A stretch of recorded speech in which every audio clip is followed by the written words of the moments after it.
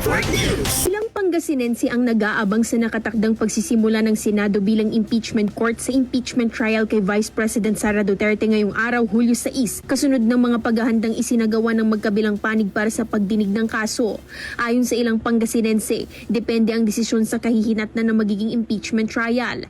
Aantabay umano sila at umaasang magiging malinaw ang magaganap na impeachment trial sa Vice Presidente. Opo, aabangan po namin. Sana po hindi po siya ma-impeachment. Yun po ang hiling namin dito na sana hindi sa impeachment po. Ay sana hindi naman po para maano po yung bayan natin po. Kasi marami na pong nangyayari sa bayan natin.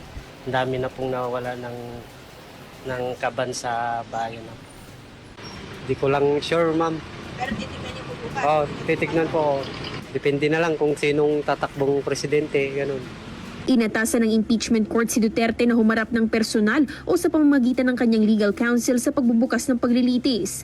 Si Vice President Sara Duterte ang kauna-unahang opisyal ng Pilipinas na na-impeach ng 2 beses at haharap sa 4 na articles of impeachment, kabilang dito ang aligasyon sa paggamit umano ng 612.5 million pesos sa confidential funds mula sa Office of the Vice President at 112.5 million pesos mula sa Department of Education. Hindi maipaliwanag na yaman at hindi pagdedeklara ng mga ari-arian sa kanyang Statement of Assets, Liabilities and Net Worth or SALN mula 2022 hanggang 2024. Ipinapaliwanag din ang aligasyon ukol sa umunoy pagsuhol at mga irregularidad sa procurement na kinasasangkutan ng mga opisyal ng DepEd at grave threats o pagbabanta sa buhay umano ni Pangulong Ferdinand Marcos Jr. at iba pang opisyal. Kasama mula rito sa IFM Dagupan, ito si Idol Juana De Vera, Tatak RMN. RMN Network News.